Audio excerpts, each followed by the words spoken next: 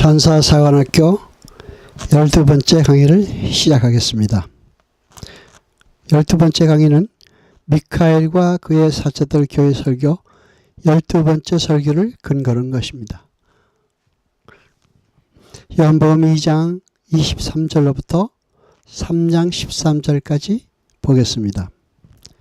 6월절에 예수께서 예루살렘에 계시니 많은 사람이 그 행하시는 표적을 보고 그 이름을 믿었으나 예수는 그 몸을 저에게 의탁치 아니하셨으니 이는 친히 모든 사람을 아시며 또 친히 사람의 속에 있는 것을 아심으로 사람에 대하여 아무의 증거도 받으실 필요가 없음이니라. 바리새인 중에 니고데모라는 사람이 있으니 유대인의 관원이라. 그가 밤에 예수께 와서 가로되 라삐아 우리가 당신은 하나님께로 오신 선생인 줄 아나이다.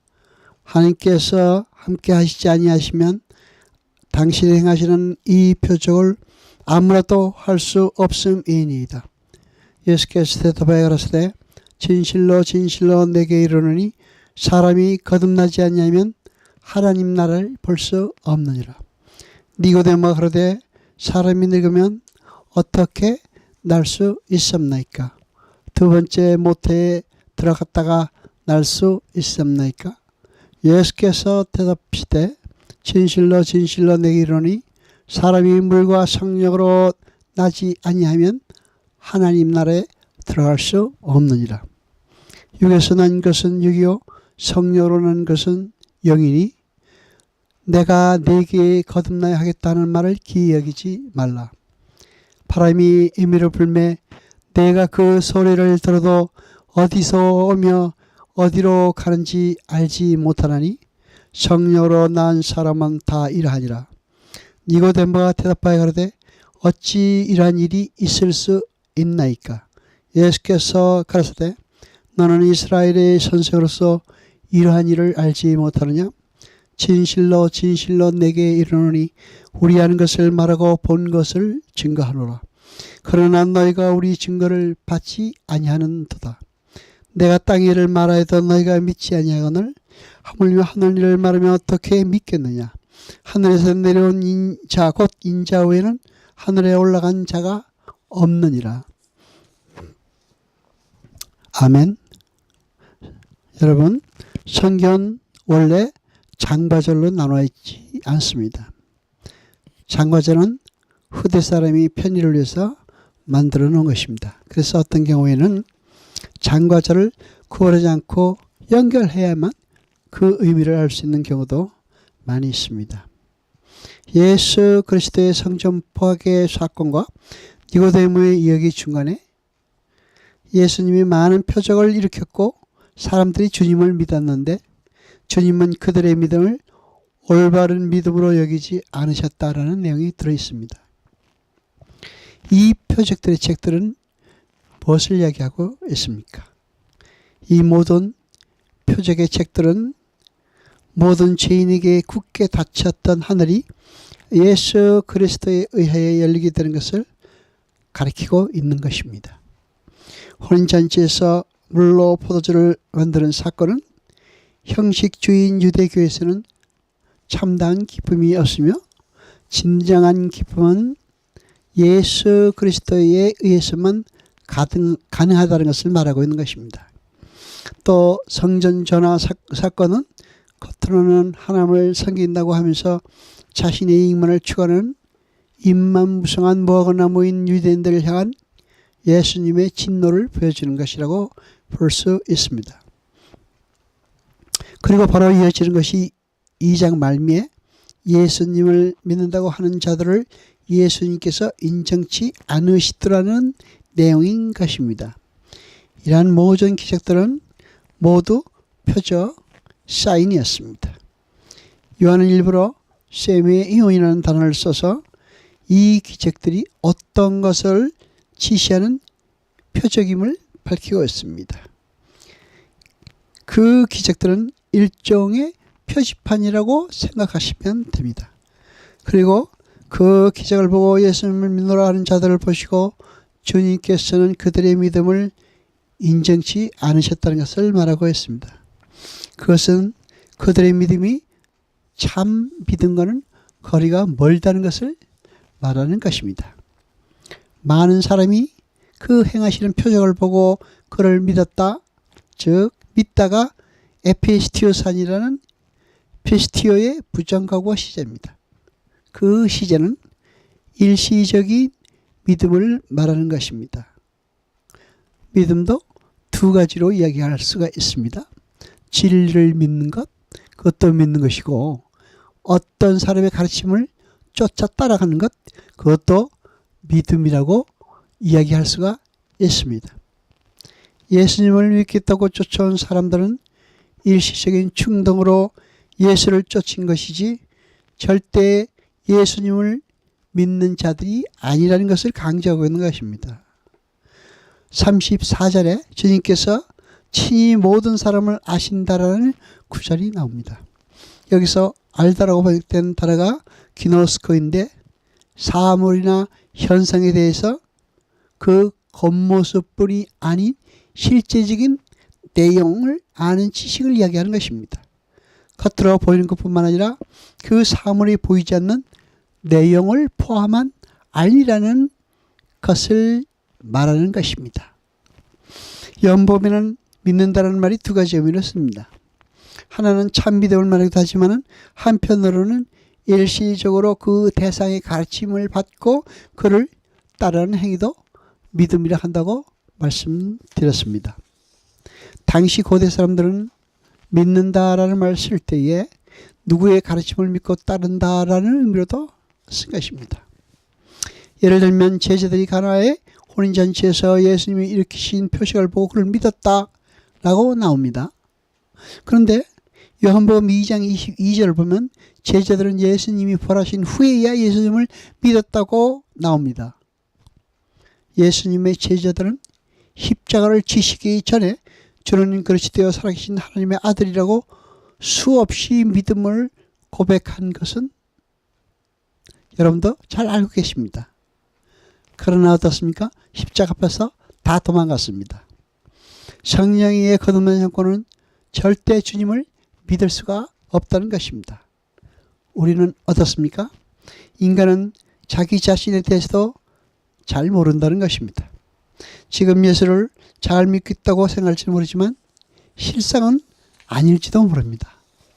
반면에 자기 자신에게 실망하고 계신 분들도 잘못 생각하고 계실 수도 있는 것입니다. 요한복음은 지금 예수님이 인정치 않는 믿음을 가진 사람에 대한 이야기를 계속하고 있는 것입니다. 비어있는 돌 항아리, 잎사귀만 무성한 무화과나무, 자신의 이익을 목적으로 하는 종교행위, 또 표적 보기를 추구하는 타락한 전 인류의 사람을 얘기하시는 것입니다. 니고데모는 왜 온 것입니까? 표적을 보고 왔습니다. 니고데모는 바리새인이었습니다. 바리새파 사람들은 유대의 경건주의 운동의 하나인 하시됨에 이르신 파덕입니다. 그래서 그들은 전심을 다해 율법을 연구하고 도덕적으로 깨끗한 삶을 생명을 걸고 추구하던 사람들이었습니다. 바리새인들은 목숨을 걸고 자신들의 주장을 굽히지 않던 사람들이었습니다. 유대인들은 그러한 바리새인들을 존경해하지 않았습니다. 바리새인들은 율법을 613개의 조항으로 세분해서 그 율법을 철저하게 지켰던 사람입니다. 니고데모는 그렇게 흠이 없는 도덕적으로 윤리적으로 깨끗한 삶을 살던 사람이었습니다. 그리고 니고데모는 부자였습니다. 그리고 그는 관원이었습니다. 거기다가 그는 교육을 많이 받은 학자였습니다. 니고데모는 우리가 갖고 싶어하는 모든 것을 다 갖춘 사람이었습니다. 부와 명예와 지성과 고미한 인격까지 사람이 갖출 수 있는 모든 것은 다 갖춘 사람인 것입니다. 그러나 성경은 그러한 그가 어두움에 속한 사람이라고 지술합니다. 요한복음은 니고데모가 밤에 왔다라는 것을 일부러 밝힙니다. 요한복음의 언어들은 상징적 의미를 갖고 있는 것입니다. 하나님의 생명으로부터 떠나 있는 자들이나 그러한 상태에 혹은 진리를 알지 못하는 무지함이나 악의 영향력 아래 있는 것을 가리켜 밤, 어두움이라고 표기합니다. 그래서 유다가 예수님을 팔기 위해 다락방을 나섰을 때 그때가 밤이었다고 일부러 밤 누쿠스라는 단어를 사용한 것입니다. 요한복음을 보면 요한은 그의 길에서 빛이신 예수님과 어둠인 세상을 자주 대조시키는 것을 볼 수 있습니다. 그러니까 요한이 니고데모가 밤에 왔다고 일부러 누쿠스라는 단어를 사용한 것은 세상의 빛이라고 여기고 있는 세상적인 힘을 가진 것이 결코 빛일 수 없다는 것을 강조하고 있는 것입니다. 성경은 표적을 보았고 세상의 모든 힘을 소유한 니고데모의 영적 상태가 밤이었다는 것을 밝힘으로써 그러한 것들이 인간의 구원과 전혀 상관관계나 비례관계에 있지 않으며 기여도 할 수 없다는 것을 밝히고 있는 것입니다. 29절은 예수님에 대한 올바른 지식과 그 지식을 근거하는 행동까지도 신앙이 아닐 수도 있다는 엄청난 사실을 우리에게 알려주고 있습니다. 니고데모는 예수님에 대한 지식이 있었습니다. 그리고 그 지식을 따라 겸손하게 그 앞에 나왔습니다. 그리고 신기한 표적들도 보았습니다.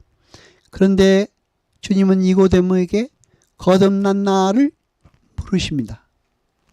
주님은 조건이나 환경, 선한 행위, 미덕, 그러한 어떠한 것에도 관심이 없으십니다.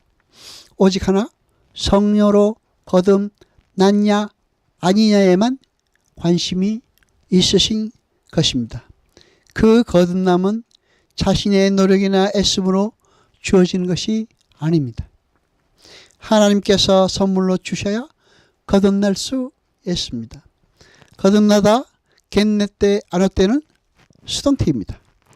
거듭나는 것은 우리의 힘으로 되는 것이 아닙니다. 거기에 쓰인 안어 때는 두 가지 의미를 갖고 있습니다. 첫째는 다시라는 뜻이 있습니다. 둘째로는 위로부터 하늘로부터라는 뜻이 있습니다. 그러니까 이 아노텐이라는 단어 안에 구원의 기원과 본질이 다 들어있다고 볼 수가 있습니다. 그러니까 겟내 땐 아노텐은 거듭남은 인간이 처음 났을 때와 똑같은 형식과 원천으로 거듭나야 하는 것을 말합니다. 인간이 처음 만들어질 때 어떻게 만들어졌습니까? 하나님이 하나님의 뜻을 따라 하나님 마음대로 만드셨습니다. 성경에서는 물과 성령을 혼동해서 쓰기도 합니다.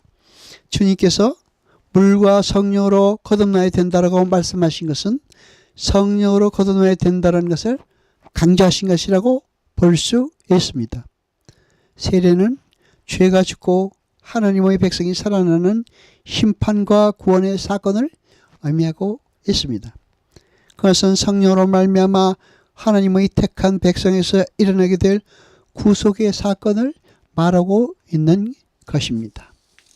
그러니까 성경은 죄인은 하나님의 선물인 물과 성령으로 다시 태어나지 못하면 아무리 선한 행위를 열심히 하고 아무리 열심히 종교 행위를 한다고 해도 절대 하나님 나라에 들어갈 수 없음을 니고데모 이야기를 통해서 주지시키고 있는 것입니다.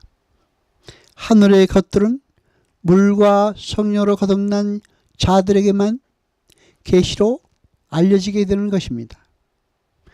여러분 무엇을 자랑하고 계십니까? 거듭나기 전에 니고데모가 자랑했던 자랑입니까? 아니면 그 모든 두려움이 사라진 거듭난 니고데모입니까? 이것으로서 제 12번째 설교를 끝내겠습니다. 여호와 아버지 하나님 거룩하시뇨 세세토록 영광과 찬송 받으소서. 말씀을 들을 때 깨닫게 하시며 진리를 알게 하소서. 이 모든 것 감사드리며 우리 주 예수 그리스도 이름으로 기도드리옵나이다. 아멘.